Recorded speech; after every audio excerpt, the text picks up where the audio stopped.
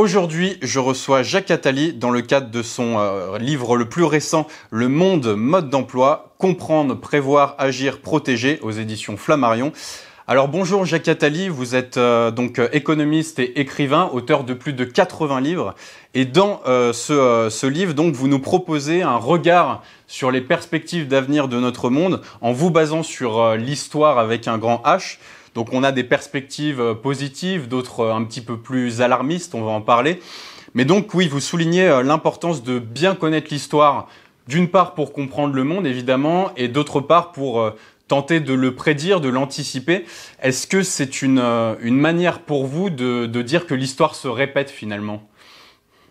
Non, l'histoire ne se répète jamais, mais malgré tout, les leçons de l'histoire sont utiles pour comprendre les comportements humains qui ont quelques constantes en termes de rapport au pouvoir, de rapport à la violence, de rapport au désir, de rapport à la mort, de rapport à l'amour, de rapport à l'autre.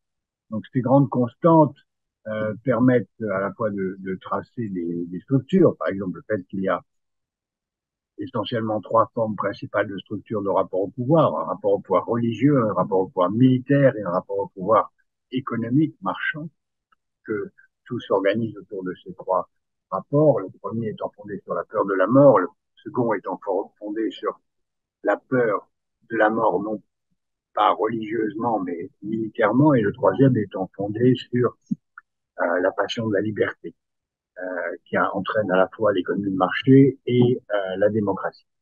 Ça forme des constantes. Autre constante, c'est la, la, le fait qu'à l'intérieur de cette passion de la liberté, ce que j'appelle l'ordre marchand, on a vu s'installer, s'organiser successivement 9 centres de pouvoir économique et politique dans l'histoire, et qu'on peut se poser la question de savoir si ça va continuer. C'est l'objet de ce livre. C'est un des objets de ce livre. Alors l'ordre marchand, justement, celui dans lequel on se trouve actuellement et depuis de très nombreuses années, il s'articule, et Non, d'ailleurs... il y a de très nombreuses années pour l'Europe, mais pas depuis de très nombreuses années. Aux États-Unis, ça fait seulement un peu plus de 3 siècles. Et dans le reste du monde, c'est plus récent et c'est même pas totalement terminé. Il y a encore des régions dans lesquelles le troc domine. Il y a même des régions où la dictature impose l'intervention forcée des choses, comme en Corée du Nord. Mais en effet, le règne de l'argent est très important. Et comme le règne de l'argent entraîne l'apologie de la liberté, conduit progressivement, cas à cas, avec des retours en arrière, aussi à un règne de la démocratie. Alors votre propos s'articule durant à peu près tout le livre autour de notions de cœur et de forme. Est-ce que vous pouvez nous expliquer un petit peu ces concepts ? Alors, d'un point de vue, c'est en effet l'essentiel en termes géopolitiques. Ce ne sont pas des concepts qui sont de moi, mais j'ai repris, développé, approfondi à partir des travaux de l'École française des annales et par un historien et géopoliticien américain et français, entre autres, et allemand. Il y a l'idée que l'ordre marchand s'organise autour d'une ville-cœur, d'une ville-centre, concentre les moyens de pouvoir militaire, financiers, technologiques, culturels, qui relance les principales technologies et qui assure son pouvoir aussi longtemps qu'elle a les moyens de financer sa propre sécurité et son contrôle du reste du monde. Son contrôle du reste de l'ensemble marchand, qu'on appelle la forme, c'est-à-dire l'ensemble de l'espace où la marchandise règne, et non pas celle où règne l'ordre militaire ou l'ordre religieux. La forme est de plus en plus grande, jusqu'à s'étendre aujourd'hui pratiquement à la totalité du planète, et le cœur lui-même s'efface dans une crise quand il n'a plus les moyens de tenir, et au profit d'un autre cœur qui vient prendre le pouvoir en développant de nouvelles technologies, soit d'énergie, soit d'information, soit les deux, et développer un nouveau lien de consommation qui va constituer l'essentiel pour la. Les cœurs successifs ont été Bruges, Venise, Anvers, Gênes, Amsterdam, Londres, Boston, New York, San Francisco, la Californie. D'accord, donc aujourd'hui, on est effectivement au 9e cœur en Californie. Vous parlez pour la suite d'un éventuel monde sans cœur ou d'une forme, d'un cœur sans forme. Alors à quoi pourrait ressembler un monde sans cœur ou un cœur sans forme? Alors, c'est pas la même chose. D'abord, la question de savoir si le cœur, s'il y aura encore un cœur, ça pourrait être un cœur américain, et les États-Unis font ce qu'ils peuvent pour rester au cœur, et c'est pas impossible, ils ont encore pendant 30 ou 40 ans la première armée du monde, ça reste une superpuissance, c'est un lieu de technologie majeure, c'est un lieu de développement, d'innovation, de concentration des capitaux gigantesques, et le cœur, s'il est là, pourra sans doute être entre la Californie et la Floride. Il y a beaucoup de difficultés, en particulier le fait que les autres puissances se développent, les États-Unis vont rencontrer des difficultés démocratiques et climatiques et d'inégalités sociales qui font, et d'affaiblissement par la drogue et par l'obésité qui font que je ne pense pas que les États-Unis seront plus qu'une grande puissance relative. Deuxième superpuissance possible, la Chine, qui a aussi tous les moyens qu'on pourrait développer pour l'être, mais je n'y crois pas parce que ça reste une puissance faible, parce qu'elle n'est pas démocratique, parce qu'elle n'attirera, et que un cœur, c'est toujours un lieu qui est assez ouvert sur la liberté individuelle pour attirer des capitaux et attirer des talents, ce qui n'est pas le cas de la Chine. La Chine sera une très grande puissance, mais pas la superpuissance mondiale. Reste l'Europe, qui malheureusement pourrait l'être, mais n'est pas en situation de le vouloir assez fort pour pouvoir le devenir. Donc, bien l'hypothèse d'une forme sans cœur, c'est-à-dire une forme dominée par le marché, dans lequel dominent les entreprises, que j'ai appelé aussi autrement un hyper-empire, c'est-à-dire un empire qui est dominé par le seul marché, par des entreprises, des marchés, euh, et par des organisations internationales qui progressivement créeront un ordre. Mais dans un ordre dominé par le marché, il n'y a pas d'état de droit global et c'est le chaos. C'est ça qu'on peut craindre. Alors, une forme sans, ça c'est la forme sans cœur.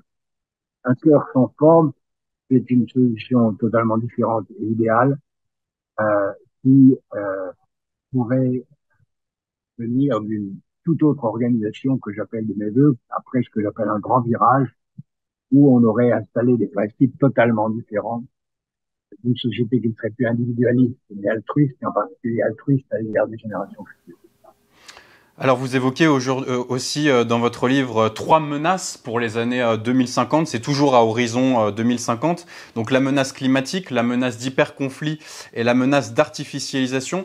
Elles sont d'ailleurs listées dans cet ordre-là, alors je voulais vous demander si c'était volontaire de votre part, est-ce que selon vous il y a une hiérarchie, autrement dit est-ce que le climat est plus grave que l'hyperconflit ou plus prégnant et ainsi de suite?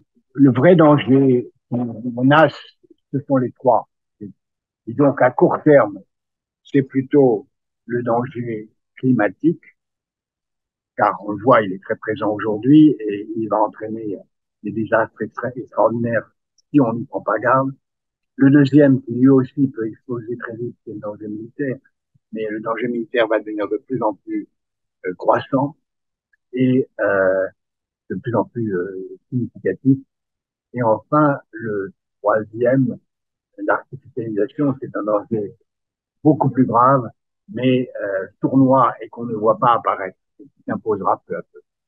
Alors pour le climat, en l'occurrence, qui est une problématique qui n'est pas nouvelle, on sait aujourd'hui plus ou moins quelles sont les bonnes pratiques à adopter pour tenter d'y faire face. À l'inverse, l'artificialisation, qui est quelque chose d'un peu plus nouveau, quelles seraient les choses à faire pour parer ce nouveau phénomène?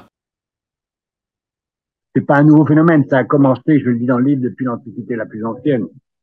Euh, le, le, Depuis l'Antiquité la plus ancienne, l'homme utilise des artefacts.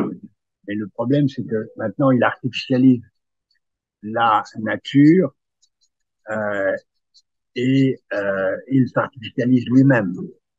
Et cette double artificialisation de la nature qui aggrave le climat et l'artificialisation de l'homme lui-même qui le détruit commence à devenir visible et extrêmement dangereux. Alors, ce qu'on fait, c'est protéger la nature, ça s'appelle lutter contre l'artificialisation des sols, maintenir et développer la biodiversité, respecter la nature autant possible, la nature végétale comme la nature animale et maritime, et ça s'appelle aussi créer les conditions d'un univers plus respectueux de ce qu'est l'humanité.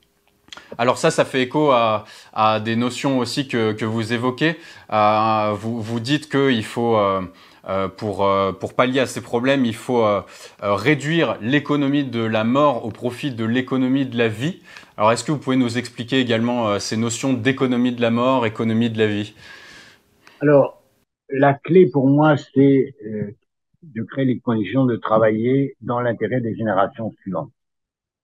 Et pour travailler dans l'intérêt des générations suivantes, d'un point de vue économique, ça veut dire faire disparaître aussi vite que possible toutes les activités qui nuisent aux générations suivantes, c'est celle que j'appelle l'économie de la mort, c'est-à-dire tout ce qui tourne autour de l'énergie fossile, des énergies, euh, de l'agriculture euh, destructrice, de l'alimentation malsaine, des drogues de toute nature. Et ça fait 50% du PIB.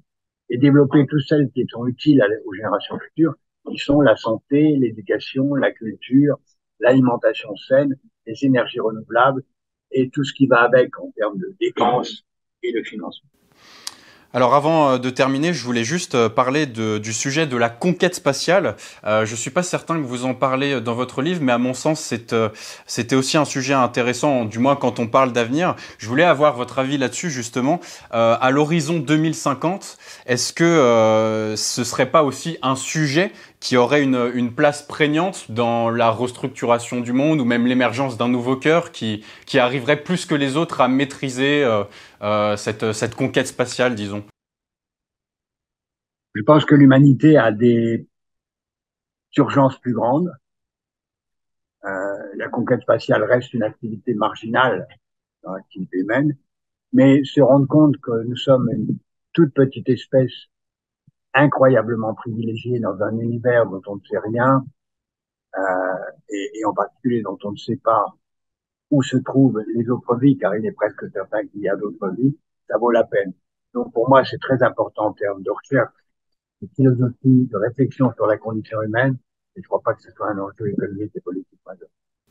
Très bien. Eh bien, écoutez, Jacques Attali, je le rappelle, donc vous avez écrit ce dernier livre, Le Monde, mode d'emploi, comprendre, prévoir, agir, protéger, aux éditions Flammarion. Merci à vous. J'ai écrit le plus récent livre et j'espère que ce n'est pas le dernier. Le plus récent livre, effectivement. Merci beaucoup pour avoir répondu à mes questions et merci à vous qui nous avez regardé d'avoir suivi cet entretien.